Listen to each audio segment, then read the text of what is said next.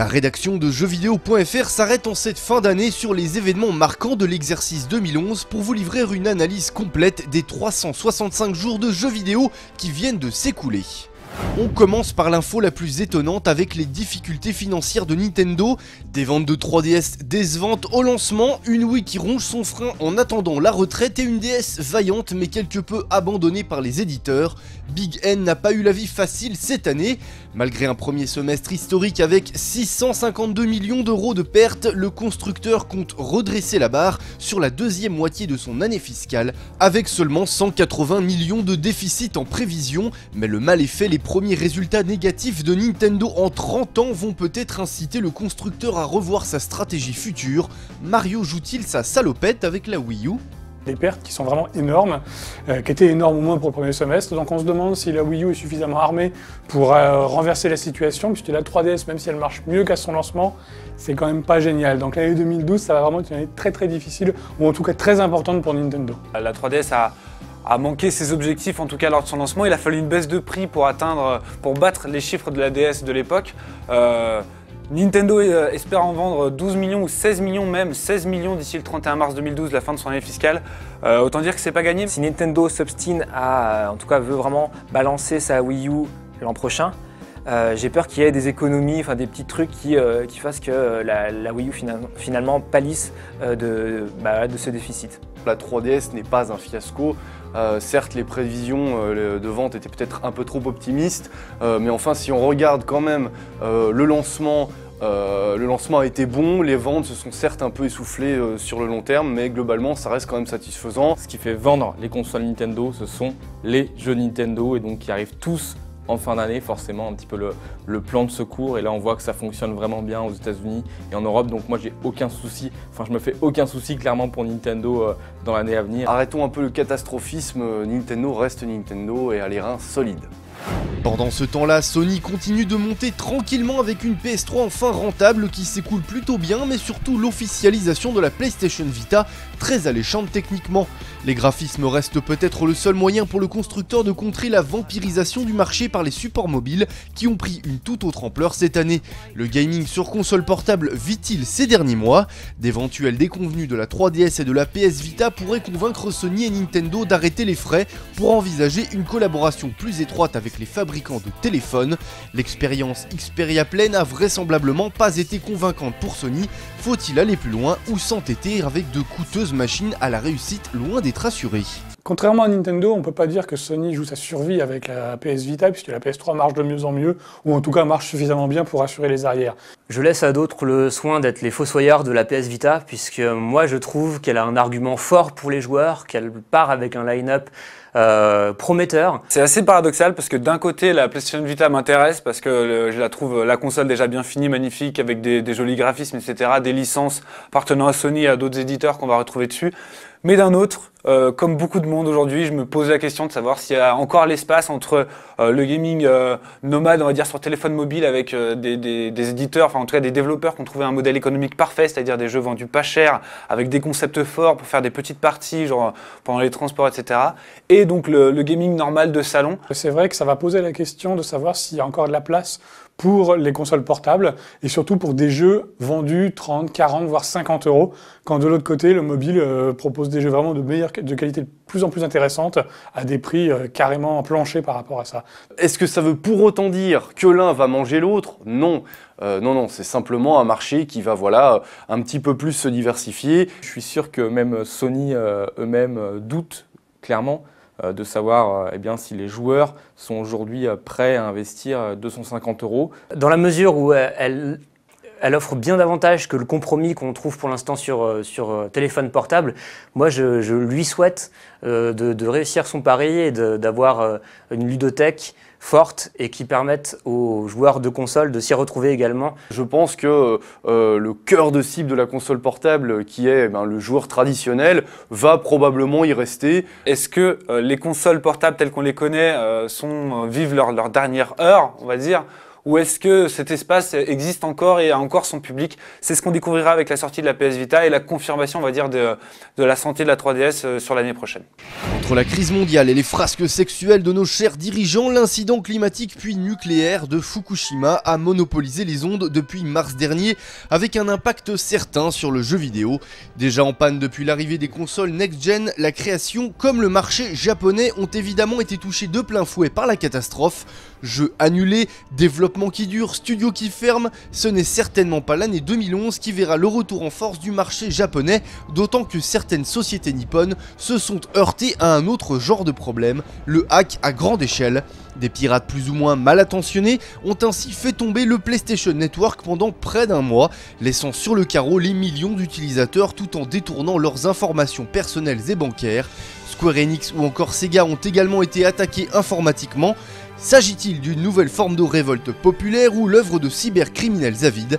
Les éditeurs sont quoi qu'il en soit sur le qui-vive. Alors l'année 2011 a sans aucun doute été une année très difficile pour le marché japonais. Les événements tragiques au Japon n'ont vraiment pas aidé le marché japonais. C'est sûr que l'industrie japonaise du jeu vidéo n'avait pas besoin de Fukushima et de tout ce qui s'est passé après. Il y a encore beaucoup d'efforts à faire pour relever un petit peu tout ça. Quand bien même elle aurait des difficultés à exister sur le marché international, il y a encore des grands studios et des grands créateurs capables de choses très vivantes, de productions très vivantes. Ne soyons pas alarmistes non plus. Je pense que le marché japonais, en tout cas les développeurs japonais, ont suffisamment de ressources encore, créatives surtout, pour tirer leur épingle du jeu à l'avenir. Moi, de mon côté, je me dis que peut-être que la PlayStation Vita va permettre justement à ce marché-là de reprendre un second souffle. Pour ce qui est maintenant des hacks à grande échelle, Il y a quelques raisons de se révolter. ce genre d'attaques-là, à mon avis, elles répondent à tout ça, à ces DLC, à ces online pass. Une surexploitation des données personnelles, on a des mises à jour foireuses. Moi, j'aime à croire que c'est on va dire des nouveaux espaces de liberté qui se créent sur Internet, c'est-à-dire, bon, le piratage, c'est pas forcément une bonne chose, mais c'est une forme d'expression du peuple. C'est pas le retour à l'envoyeur, mais presque. Donc moi, j'aime à croire que c'est un avertissement qu'on donne aux éditeurs en leur disant votre façon de traiter les joueurs avec les online pass, avec les DLC, avec nous, on n'aime pas ça. J'espère que les éditeurs vont un petit peu bouger les lignes parce que vraiment, en dehors de ça, je ne vois qu'une dégradation de la situation possible. 4 ans après Nintendo et sa Wii planche à billets, Microsoft et Sony se sont engouffrés dans la brèche du motion gaming. Si le premier l'a joué technologique avec Kinect, le second s'est contenté de recopier la formule gagnante de son concurrent avec son PlayStation Move. Dans les deux cas, l'absence de jeu marquant se fait cruellement sentir et sans l'intégration des deux accessoires à quelques titres majeurs, il serait amené à prendre irrémédiablement la poussière. Les promesses de Microsoft et Sony n'ont pas été tenues pour les joueurs et même le grand public ne semble pas être vraiment convaincu par les jeux proposés. Marre d'être une vache à lait ? Alors est-il exagéré de dire que c'était couru d'avance? Je ne crois pas, puisque le scepticisme qui régnait au moment de l'annonce du PlayStation Move en particulier et un peu aussi de Kinect, c'est vrai, c'est avéré finalement pas si exagéré que ça. À mon avis, Microsoft a quand même réussi son pari, à savoir fournir des jeux qui sont ciblés pour le public de Kinect, c'est clairement du grand public. Même s'il y a fort heureusement quelques exceptions comme Dance Central 2 ou Child of Eden, et même si c'est vrai que Kinect apporte quand même quelques petites interactions en plus avec la console, On n'a rien eu à se mettre sous la dent qui implémente de manière approfondie et dans des game design de grande ampleur les mécanismes de contrôle de mouvement. On a d'un côté Sony qui essaye tant bien que mal de sortir quelques jeux, et Microsoft qui se dit, écoute, tant pis, Kinect ça fonctionne pas forcément dans les jeux, on essaye de l'intégrer un petit peu dans Forza, un petit peu dans Halo, un petit peu dans Ghost Recon, et puis tant pis, on va utiliser toutes les fonctionnalités de l'accessoire pour profiter de la Xbox 360. Le copier-coller, ça marche. Sony s'en est fait une spécialité au même titre que d'autres, c'est pas le seul, loin de là. Mais ça marche, donc ça marche parce que ça se vend. Mais ceci dit, les joueurs sont très déçus et j'espère que la prochaine fois, les consommateurs, qui ne sont plus des joueurs, les consommateurs, parce qu'il n'y a pas de jeu, les consommateurs sanctionneront les constructeurs. C'est un signal fort envoyé à ces deux constructeurs qui leur dit très clairement il serait peut-être temps d'innover, voilà, de repartir, de suivre l'exemple de Nintendo, mais dans le bon sens du terme, c'est-à-dire de chercher l'innovation. Microsoft mise beaucoup sur le futur avec l'arrivée d'un Kinect 2 qu'on annonce déjà. qui pourrait prendre une grande place avec sa prochaine machine, donc je reste perplexe. Loin de s'en laisser compter par un Activision qui a considérablement réduit son catalogue pour n'en garder que les valeurs sûres économiques, Electronic Arts contre-attaque sur tous les fronts. D'une, l'éditeur numéro 2 a lancé sa propre plateforme de téléchargement sur PC, Origins concurrence directement Steam, créant ainsi quelques différends entre Valve et EA sur la présence des jeux de l'autre sur la plateforme de l'un. Dans le même temps, l'éditeur lance son Battlefield 3 à l'assaut du sommet Call of Duty. Les deux jeux sont solides, mais loin des révolutions vantées à coups de millions de dollars de promotion. Résultat, 9,3 millions pour Modern Warfare 3 en une journée et 8 millions pour Battlefield 3 en un mois. L'estocade finale pourrait être portée par The Old Republic qui compte grappiller quelques millions de joueurs à un World of Warcraft en perte de vitesse. EA pourrait-il redevenir le numéro 1 ? Bien malin qui pourrait dire qui va l'emporter dans la lutte qui oppose actuellement les deux plus gros éditeurs américains. C'est amusant de voir que d'un côté on avait Activision qui comme ça réduisait son catalogue et donc devenait entre guillemets un éditeur monomaniaque presque. Et de l'autre côté on a EA qui de plus en plus s'ouvre à d'autres façons de jouer comme le free-to-play, comme les jeux mobiles avec toutes ces licences, etc. Maintenant, dans quelques années, il y aura une nouvelle génération de consoles et c'est là où tous les fruits, tous les efforts d'Electronic Arts pourront porter leurs fruits. Maintenant, à mon avis, sur cette génération de consoles PS3, 360 et PC actuelle, Activision conservera son leadership. Electronic Arts est allé, même au niveau du marketing, affronter directement le Call of Duty d'Activision. Il y en a eu beaucoup trop sur ces deux jeux-là, beaucoup trop. Ce qui fait qu'au final, on se retrouve avec, une fois de plus, j'ai envie de dire, deux jeux complètement survendus. Et bien, dont on ne reparlera peut-être plus d'ici un an ou deux.